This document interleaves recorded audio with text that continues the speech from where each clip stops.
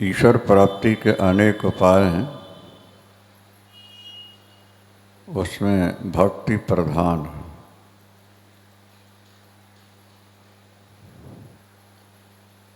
प्रभु का पावन नाम, प्रभु की प्रेमा भक्ति, प्रभु का नाम, प्रभु से प्रेम। हर व्यक्ति में प्रेम है, संसार में बटा हुआ है, उस तरफ से मोड़ के ईश्वर में जोड़ना है, बस इसी का नाम भक्ति। भक्ति के 9 रास्ते भगवान ने गिनाए हैं। भागवत में भी प्रहलाद जी ने हिरण्यकश्यपु को 9 रास्ते बताए।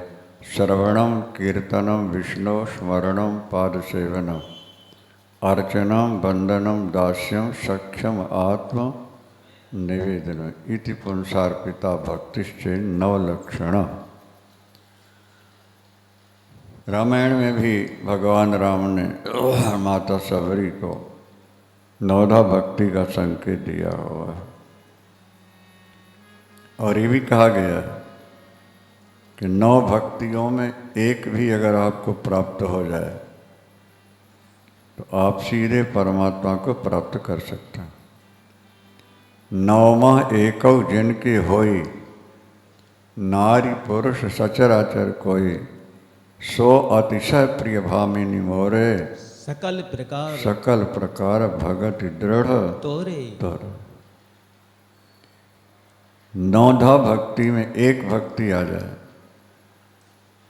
इसी पर विचार करेंगे। माता सबरी जंगल में आदिवासियों के एक राजा हैं, भील राजा। उनके कारण को भीलने भी कहा गया है, और सवर की पुत्री होने से इनको सबरी भी कहा जाता है। निम्न जाति की हैं, जंगल में रहने वाली हैं, कोई ज्ञान ध्यान नहीं है, कुछ भी नहीं इनके। जन्मांतरीय संस्कार होते। जैसे किसी ने कहा कि गज ने भगवान को पुकारा, तो प्रश्न खड़ा हो गया कि हाथी भगवान को कैसे पुकारेगा। तो भागवत में लिखा है प्राग जन्मन अनशिक्षितम। ये राजा इंद्रद्युम्न था, द्रविड़ देश का। गुरु आए, उठ के प्रणाम नहीं किया, इसलिए अभिशाप मिल गया था, गज हो जा। प्रार्थना करने पर संत ने कहा अंत में तुझे भगवत स्मृति होगी, उससे प्रभु का दर्शन होगा, तेरा कल्याण हो जाएगा। एवं व्यवसितो बुद्ध्या समाधाय मनोहृदि जजाप परमं जाप्यम प्राग जन्मन न्यून शिक्षित। पहले जन्म, आज आप जो कर रहे हैं ये क्रिया आपकी पहले जन्म का संकेत दे रही है। आप क्या करके आए हो, जो करके आए हैं आप, वही समय मिल रहा है। आप आज जो आप कर रहे हैं आगे मिलने वाला है, जरूर मिले। तो सबरी जन्म से ही दयावान थी, खोई खोई सी रहती थी घर में। माता पिता चिंतित थे आगे चलकर क्या होगा, इसकी शादी कर दी जाए, पति को प्राप्त करेगी, शायद इसका मन बदल जाए। शादी की तैयारी हुई है। सबरी अपनी सहेलियों के साथ घूमने निकली। देखा एक बाड़े में चारों तरफ से लकड़ी की बाउंड्री है और उसमें बहुत सारे जानवर हैं जो भूख से तड़फ रहे थे। सबरी ने पूछा ये क्यों बंद किए गए हैं। सहेलियां हंस पड़ी, बोले बहुत भोली हो तुम, तुम्हें पता नहीं है तुम्हारी शादी होने वाली है 2 दिन में। शादी में ये जानवर मारे जाएंगे। जंगल में रहने वालों का यही भोजन होता है। दयावान शबरी का हृदय कांप उठा। एक की खुशी में सैकड़ों की जान जाएगी, फिर बच्चे होंगे तो उसमें भी मारे जाएंगे। नहीं नहीं, मैं इन जानवरों को मरने नहीं दूंगी। दया, जिसके जीवन में दया आ गई, ईश्वर उस पर दया जरूर करते हैं। ये यथा माम प्रपद्यन्ते तांस तथैव भजाम्यहम्। अगर तुम जीवों पर दया करोगे तो भगवान तुम पर दया जरूर करेंगे। इसलिए दयावान बनो। राजा शिवी में दया थी कि उन्होंने एक कबूतर के बदले अपने शरीर के मांस काट काट के तराजू पर चढ़ा दिया था। दया, दया धर्म का मूल है और पाप मूल अभिमान। तब लग दया न छोड़ियो जब लग घट में प्राण प्राण। जियो और जीने दो। ये जानवरों का जो मांस खाते हैं उनसे अनुरोध है कि जीव के स्वाद के लिए निरपराधी जानवरों की हत्या न करें। उन जानवरों ने अपराध क्या किया है? क्या वो मरना चाहते हैं? उन्होंने कोई गलती की है? क्या मांस के बिना तुम्हारा जीवन नहीं चल सकता? प्रश्न है बहुत सारे। जो जंगलों में लोग रहते हैं, अब तो जंगलों में भी व्यवस्था हो गई खानदान की। पहले जंगलों में साग सब्जी के रूप में जानवर ही होते थे। क्या कंदमूल फल है, जानवर का मांस आदि है। आज भी जंगल में रहने वाले लोग शिकार खेलते हैं, जानवरों को मार देते हैं। पर शबरी के मन में दया थी। दया के वश होकर शबरी ने सोचा, इन जानवरों को मरने नहीं दूंगी मैं। रात 12 बजे उठी है, उस बाड़ी का दरवाज़ा खोल दिया है और सारे जानवर उछलते कूदते निकल के भाग गए। जानवर भी रुष्ट होते हैं, जानवर भी दया कर प्रसन्नता करते, आशीर्वाद देते हैं। जानवर मारने को दौड़ते हैं माने उनको क्रोध आता है, और जानवर आपकी तरफ देखकर सीधे खड़े हुए हैं मतलब वो आपको आशीर्वाद दे रहे होते हैं। अब शबरी ने सोचा, इनको तो मैंने निकाल दिया, दूसरे जानवर पकड़े जाएंगे, मारे जाएंगे। इसलिए न हो बांस न बजे बांसुरी, मैं शादी नहीं कराऊं, निकल जाऊं तो मेरे कारण हत्या तो नहीं होगी। शबरी रातों रात घर से निकल के चल पड़ी। बड़ी समस्या है नारी जाति के लिए। अकेले जंगल में कहीं जाना, आज तो शहरों में भी सड़कों के किनारे अकेली नारी जाए तो कुछ अच्छी लगती है। नारी जाति के लिए शास्त्र कहते हैं कि उसके साथ कोई होना चाहिए। लेकिन शबरी के मन में जो दया थी उसने उसको प्रेरित किया कि निकल चल।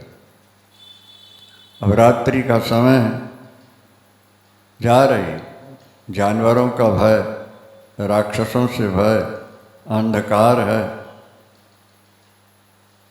लेकिन परवाह नहीं की उसने। जीवों के प्राण बचाने हैं, इसलिए भले मेरे प्राण चले जाएं पर मैं जीवों की हत्या नहीं होने दूं। भागवत में लिखा है, प्रेत खादंत तेज तान। जो मांस खाते हैं वो जानवर लंबी चोंच वाले, जब जीव मरता है तो उसको नरक में नोच नोच के खाते हैं, और दूसरे जन्म में वो व्यक्ति जानवर बनता है, और जिन जानवरों को काटा है वो मनुष्य बनते हैं और फिर इनको काट के खाते रहते। 4 वेद 6 शास्त्र में बात मिली है दोय, दुख दिए दुख होत है और सुख दिए सुख होत। आप सुख बांटो अपना। आज व्यक्ति अपना दुख बांटता है, हमारा दुख तुम ले लो, तुम दुखी हो जाओ पर हमें सुखी बना दो। जबकि शास्त्र ये कहते हैं कि मानवता यह है कि तुम अपना सुख दूसरों को दो, अपना सुख बांटो। अपने पास जो भी सुख के साधन हैं उनके द्वारा, शरीर के द्वारा, मन के द्वारा, वाणी के द्वारा दूसरों को सुख पहुँचाने का प्रयास करें। ये भी एक तप है, एक भजन है।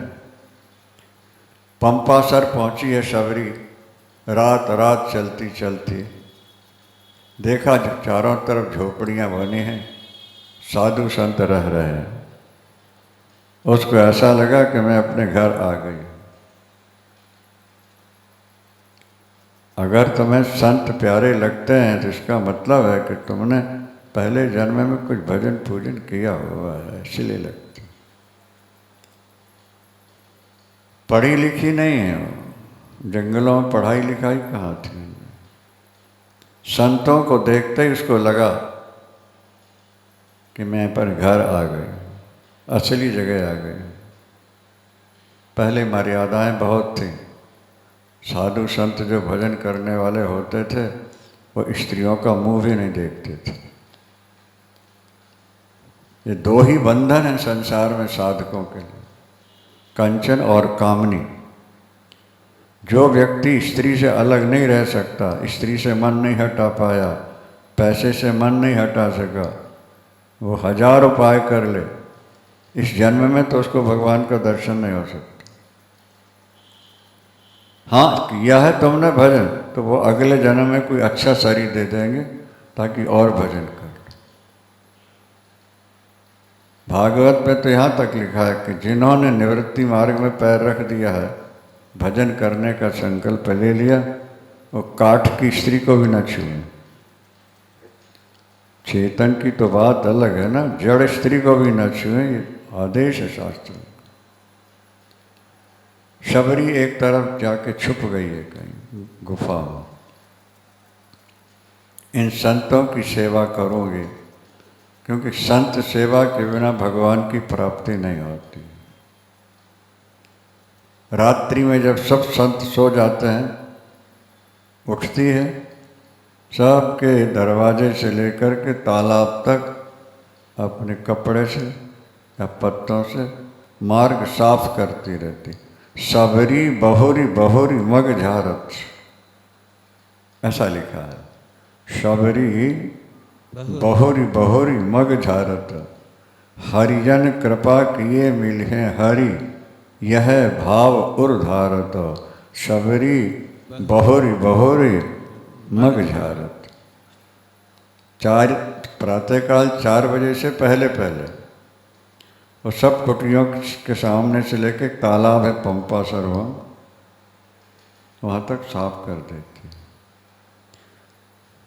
पुष्प उतार के रखती है और पुड़ियाँ बना बना के सब संतों के कुटिया के दरवाजे पर रख के, और जैसे ही देखा संत उठ पड़े जाके छुप जाती थी। नारियां कहती हैं हमारे साथ ऐसा क्यों है? भाई तुम्हारा शरीर ही भगवान ने ऐसा बनाया है, तुम्हारे कर्म ऐसे थे कि तुम नारी बनी हो। अगर गुड़ ये कहने लगे कि मक्खियाँ हमारे ऊपर क्यों बैठती हैं, इसका जवाब क्या होगा? इसका तो कोई जवाब नहीं है। गुड़ ऐसा है कि जिस पर देखते मक्खियाँ हैं, ये बंदर हैं, ये कुत्ते हैं, तुम्हारे हाथ में रोटी देखते दौड़ने लगते हैं पीछे तुम्हारे। अब कहा जाए ये हमारे पीछे क्यों दौड़ते हैं? उनकी कोई फैक्ट्रियाँ चल रही हैं क्या? कोई काम कर रहे हैं? तो जहाँ रोटी देखेंगे, खाना देखते हो तो पीछे लग जाते हैं। इसी तरह नारी जाति जो शरीर है उसकी रचना इस प्रकार है कि इसको देखते ही पुरुष पीछे लग जाते हैं। इसलिए नारी जाति को अपने आप को संभालना चाहिए। नारी भजन न करे पर अपने धर्म को निभा ले, पातिव्रत को निभा ले, सीधे वैकुंठ जाएगी। शास्त्रों में तो यहाँ तक लिखा है कि पति पापी है और पत्नी पतिव्रता है। पति मरा है, उसको यम के दूत नरक की ओर ले जा रहे हैं। यहाँ पतिव्रता ने शरीर छोड़ा है, वो जाके पति को पकड़ के सीधे स्वर्ग ले जाती है। सर्पग्राही यथा सर्पम बिलाद उद्धरते बलात्, पद्म पुराण का श्लोक है। जैसे सर्प पकड़ने वाले बिल में गए सांप की भी पूंछ पकड़ के बाहर निकाल लेते हैं, इसी तरह पतिव्रता स्त्री नरक जाते पति को भी पकड़ के वैकुंठ ले जा सकती। गटर का पानी तभी तक गंदा है जब तक गंगा से नहीं मिला, गंगा में मिल गया परम पवित्र है। नारी का स्वरूप शरीर संसार की ओर है तो ये तो स्वयं नरक में जाएगी, उनके संपर्क में जो आएगा वो भी जाएगा नरक। और वही नारी अगर परमात्मा से जुड़ जाए तो जैसे गटर का पानी गंगा से जुड़ा, गंगा जल हो गया, फिर नारी का शरीर दिव्य हो गया, क्योंकि अब वो भजन में लग गई है। इस बात को कम लोग समझ पाते हैं। परिणाम ये हुआ, भगवान परीक्षा तो लेता है और भजन का मार्ग जो है कांटों का है। यह अनेक बार पहले समझाया गया है। भजन का प्रारंभ कष्टप्रद है, बाद में मंगलमय। गुरुदेव सुनाया करते थे कि बच्चियां जब नाक और कान छिदाती हैं तो रोती हैं,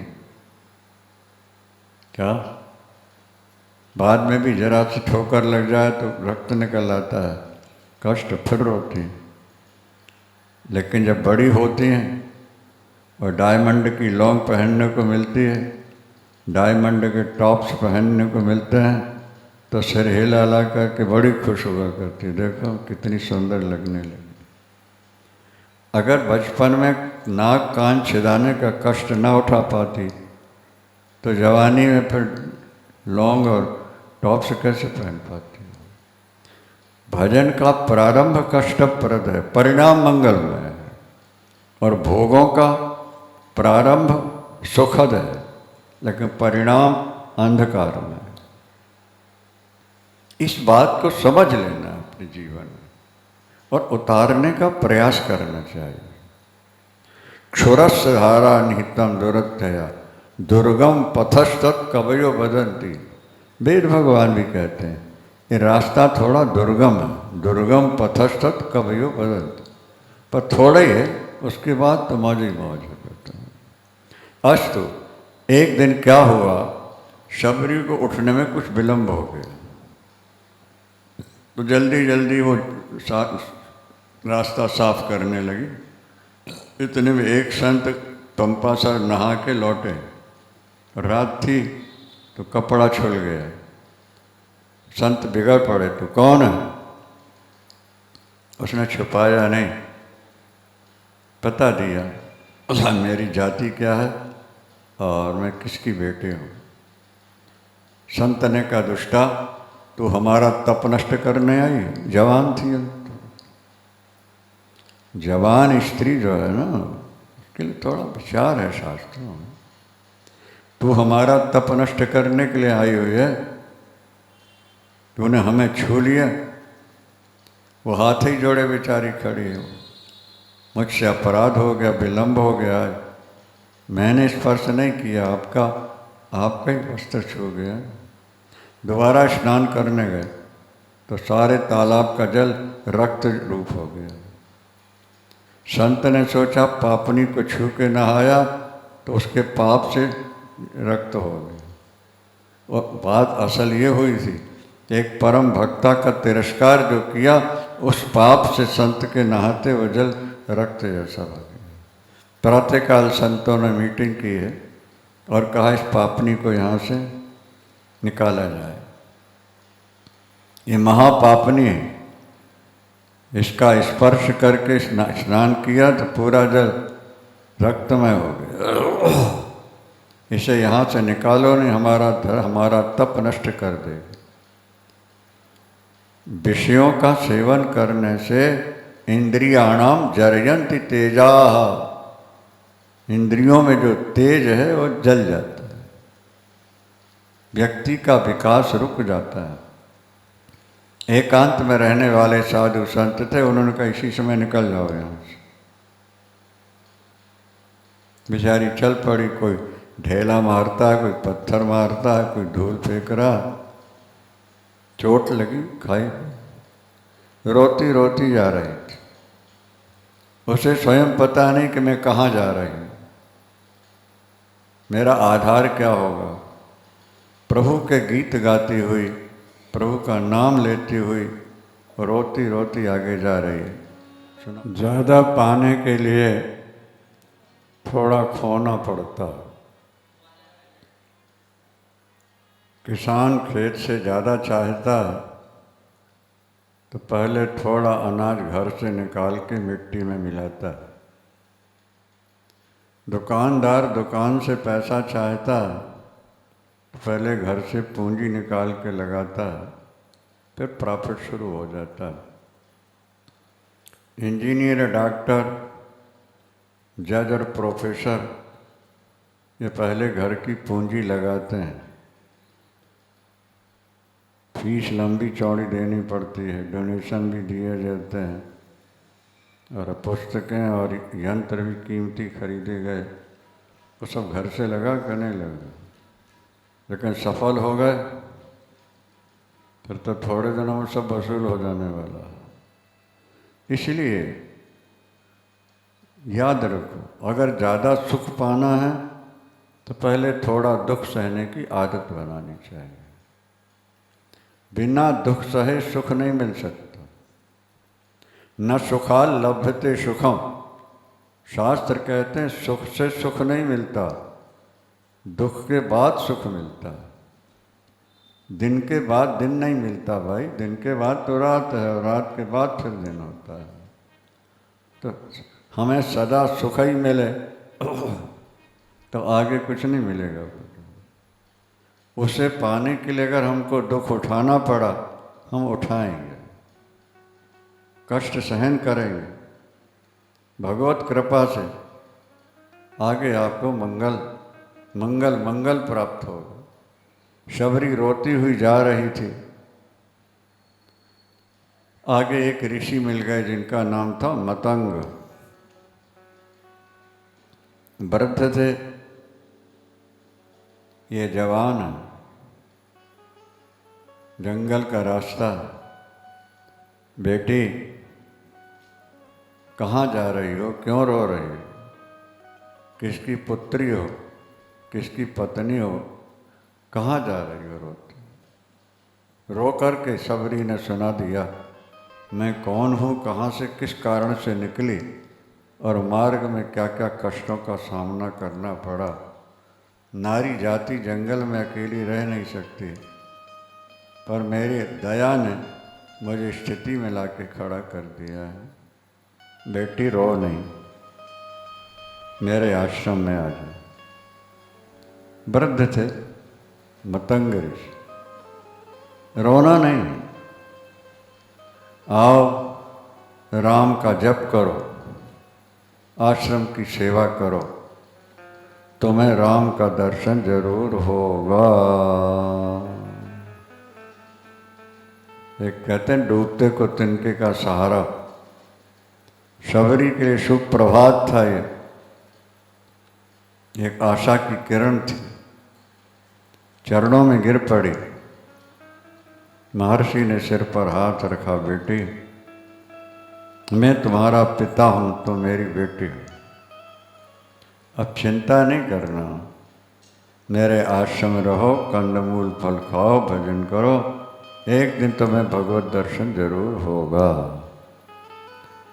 गुरु बार बार शिष्यों को सावधानी करते रहते हैं, घबराओ नहीं, चल पड़े हो तो चलते रहो, किनारा जरूर मिलेगा।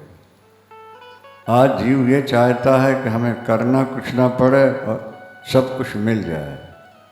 यही स्थिति भयानक है। ज़्यादा से ज़्यादा कष्ट उठाने का अभ्यास करो। कष्ट उठाएंगे उसे पाएंगे। पार्वती अम्बा ने कहा, जन्म कोटि लग रगर हमारी, बरों शंभु न तो रहूं कुमारी। करोड़ों जन्म, हम तो एक ही जन्म में क्या, अभी तो पूरा जन्म भी नहीं बीता है, घबरा गए हैं। इतने दिन से भजन कर रहे हैं, पूजन कर रहे हैं, अभी तक तो कुछ दिखा नहीं। देखो सज्जनों देवियों, जब दही बिलोती है कोई माता तो अंतिम क्षणों तक कुछ नज़र नहीं आता है, और जब माखन आना होता है तो देख 2 मिनट के अंदर ही पूरा माखन ऊपर आ जाया करता है। लेकिन वो महिला लगी रहती है, उसे विश्वास है कि दही में माखन तो है, तो जब तक नहीं प्रकट होता वो लगी रहती है। आज ये है कि साधना पूरी हो नहीं पाई है और बस हमें भगवान के दर्शन नहीं हुए, ये गिला शुरू हो जाती है, शिकायत शुरू हो जाती है, भगवान हमारी सुनते नहीं, भगवान आते नहीं। नहीं नहीं, भगवान को दोष नहीं देना। गुण तुम्हार समझै निज दोषा, गुण तुम्हार समझै निज दोषा, यही सब भांति तुम्हार भरोसा, सब भांति तुम्हारी भरोसा। राम भगत प्रिय लागहि जेहि, प्रिय लागहि जेहि, तेहि और बसहु सहित बदेहि, तेहि और बसहु सहित बदेहि।